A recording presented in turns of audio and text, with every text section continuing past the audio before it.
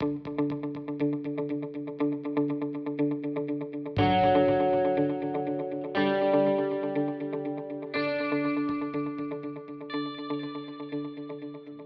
did my undergraduate degree in East Asian studies. I had no plan of going to law school or interest in the law. I wanted to come out of liberal arts school with some kind of practical skills, so I learned Chinese and was thinking about careers in that field. And it was, I went to college in the first term of the George W. Bush administration, and that was a radicalizing time. And it was also a time when lawyers were out there fighting the good fight.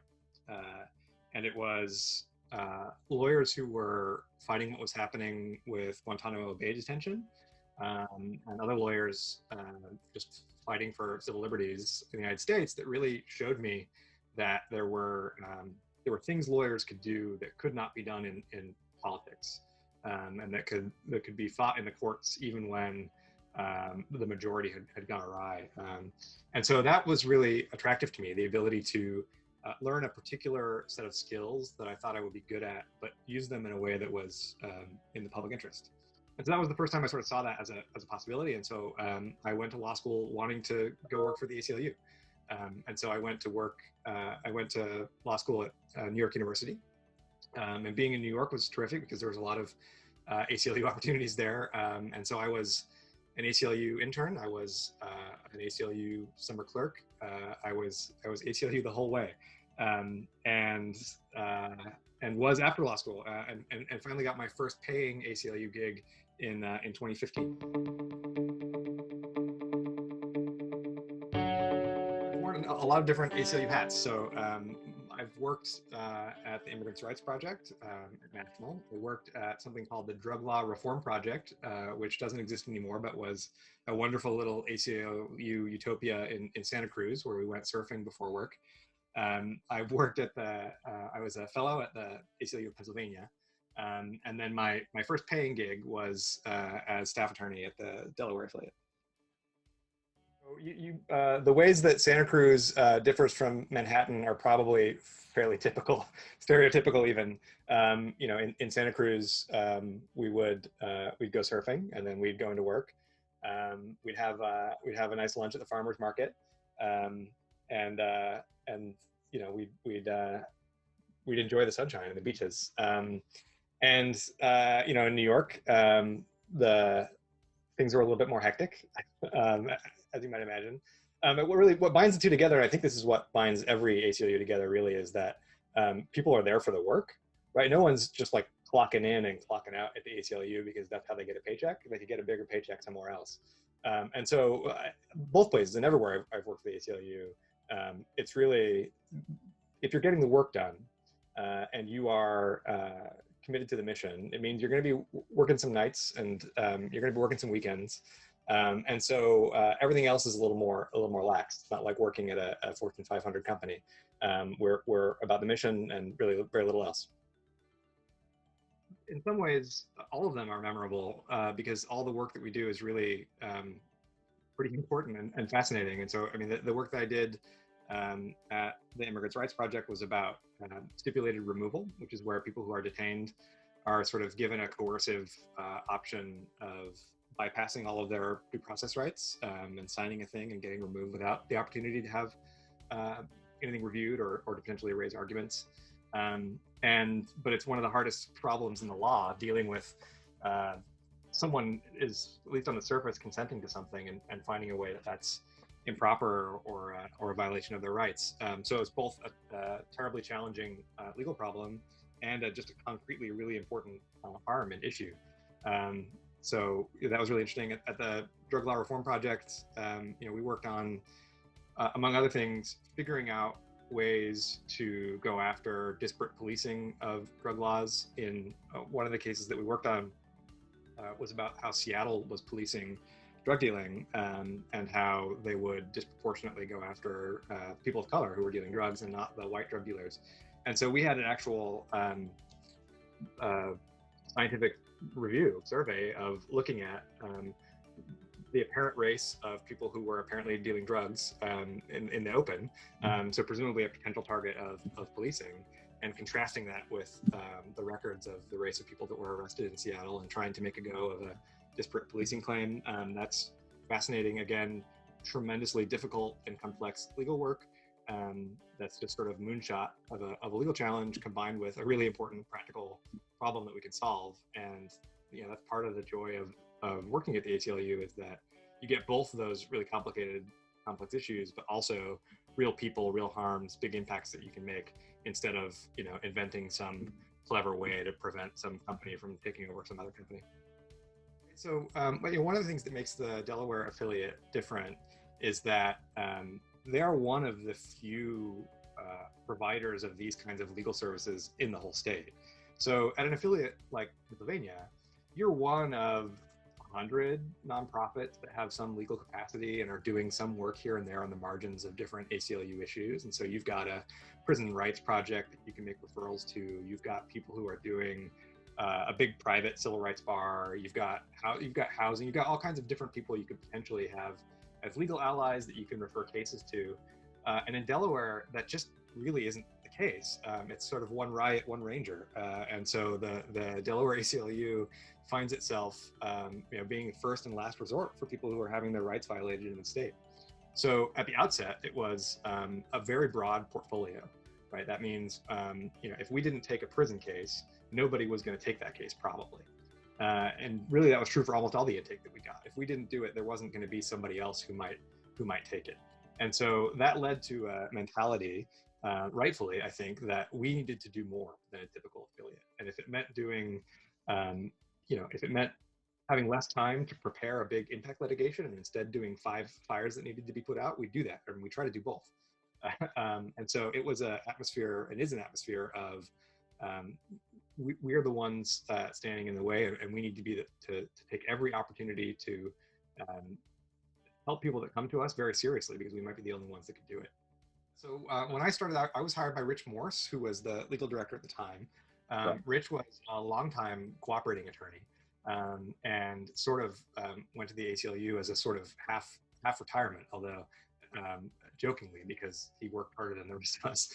And he was my guru. He'd been practicing law for decades before I got there. I was a fairly young attorney. I was 6 years out of law school. And so Rich was my mentor and showed me the ropes. I had a lot of ACLU experience, right? So I've been doing ACLU stuff for 5 years, but far less litigation experience and experience in Delaware. And so really it was Rich that taught me everything about actually litigating in Delaware.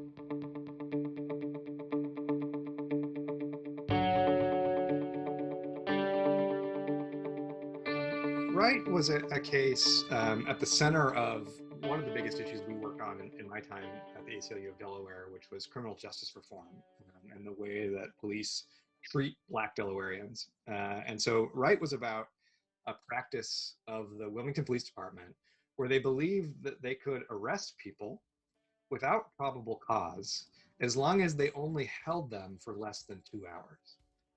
And so they just had this theory that it was okay to make this arrest without probable cause as long as they let you go without holding you too long.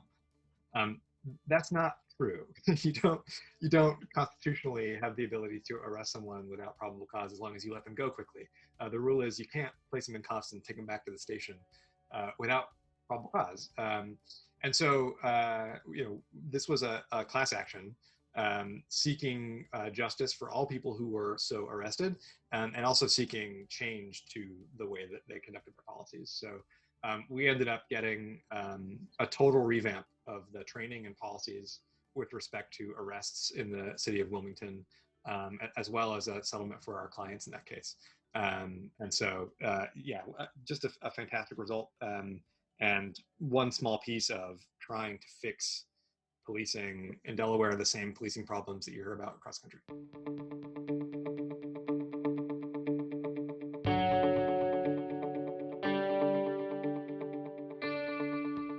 So Jonathan Rudenberg, who was a terrific guy and became a friend, is a security researcher. And he had discovered that the Delaware State Police and others were buying this piece of technology called Stingrays.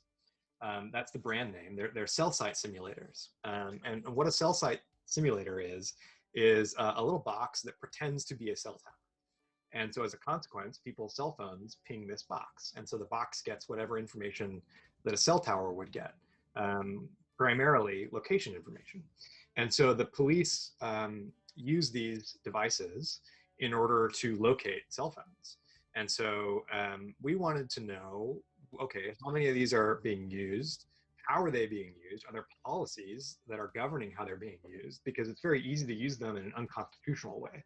So our theory was, and this was true in a lot of places around the country, is that police departments were using these stingrays to do location tracking before they had a warrant or proper judicial process that would allow them to do that kind of search. So, we had filed, Jonathan had filed a FOIA request, a Freedom of Information Act request, just asking for this information, asking what policies do you have that are governing these? Give me the information about how they were procured, and was just stonewalled. Was basically just told no. And eventually was told, we can't tell you because we agreed with the FBI that we wouldn't tell you. And so we said, no, that's not how the Freedom of Information Act works. You can't just enter an agreement with another police agency to keep it confidential and then you don't have to tell the public. So we appealed all of that and said, you got to tell us, what's going on with these stingrays. What are your policies? And the city ended up settling and agreeing to tell us much of what was going on and produce documents. And as it turned out, they had some reasonably okay policies. They had a requirement that they would seek judicial approval for use of these, which was really good. We were worried that they were doing it without any of that. It did turn out that they obtained them without the normal bidding process, and there were other issues, but we were really delighted to bring that all into the light and with public scrutiny. And the hope was that by making that all public, we could better hold their feet to the fire, and defense attorneys could hold their feet to the fire about whether they were actually following their internal policies about how to use these.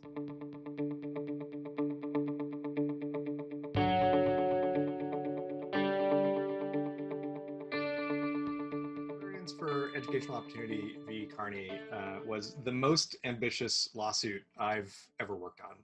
And the ambition was to fix Delaware schools.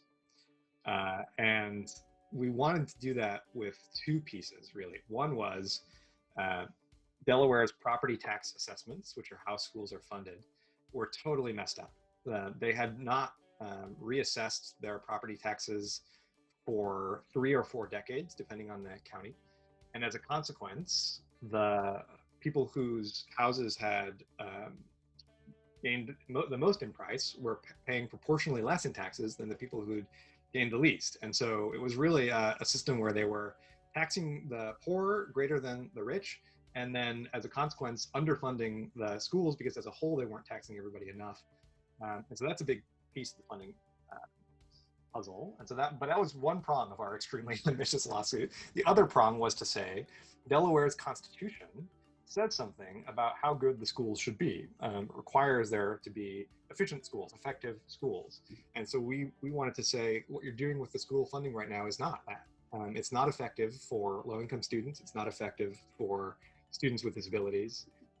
It's not effective for English language learners.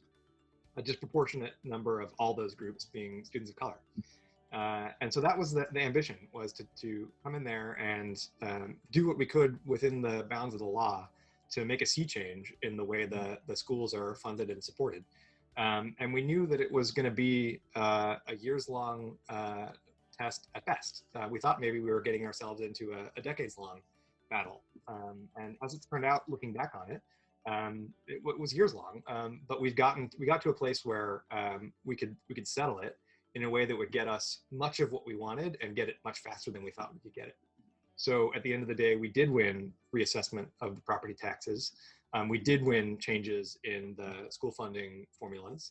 And I think it's one of the proudest cases I've ever had the opportunity to work on. It just was the opportunity to help every single public school student in the state, to bring about some equity, to fix at the margins, to improve some really long-standing disparities in the way Delaware treats its students. And so just terrific work, and really proud to work on it at the ACLU.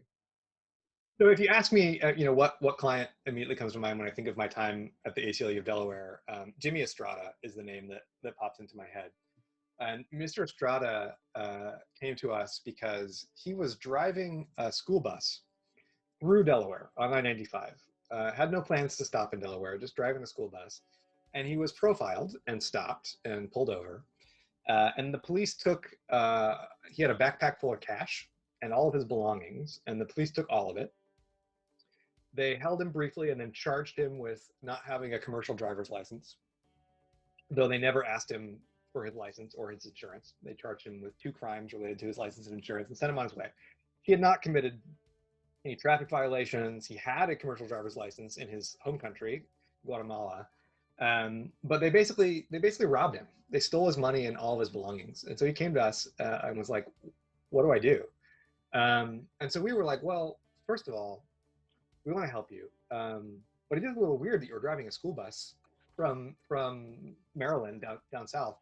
And he was like, no, this is totally common. And so we went and did our research, and it is totally common. It's apparently a widespread practice. They're called chicken buses. They buy up school buses in the United States, bring them down to Latin America, and use them as public transportation. And it's common business to buy them at auction or otherwise and transport them down. And this is the business that he was in. So anyway, we fought for him. The state police had taken his money and given some of it to the DEA and kept some of it. We fought for him, got his money back, and the real cherry on top is that we got the charges dropped as well.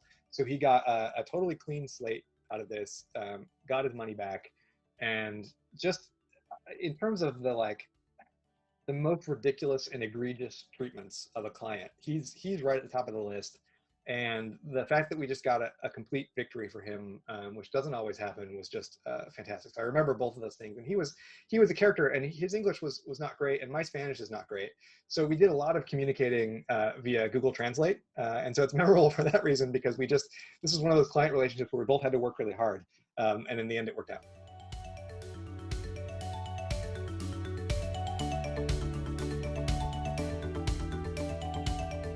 Yeah, so even before November of 2016, the Delaware affiliate was on a growth curve, right? They had invested a bunch of money to try to grow the affiliate, and that had been the plan. And then we all woke up the day after the 2016 election, and at least, well, speaking for myself, my first instinct was to crawl into a hole, and my second instinct was to suit up and get to work, because I knew that our clients were going to be on the front lines of what was coming. And I think we communicated that message pretty well, the affiliate and the ACLU as a whole, to our donors. And we said, look, this is going to be the fight of our lifetimes. We need you. And people stepped up in a way that was incredible. And the ACLU, both national and the affiliate, got all the money we needed to bring the fight where we needed to bring it. And so that was a real additional stimulus to the growth that was already planned. And so as a consequence, the affiliate, I think we doubled in size, and we were able to hire our first community organizer. We were able to hire at other positions and really expand what we were able to do, the professional development staff, and all the rest. And so as a consequence, we could do more, and we had to do more, right? Because we knew that from that day, we were going to have to figure out how to protect women's healthcare, including abortion, against the coming onslaught. We were going to have to figure out how to protect immigrants.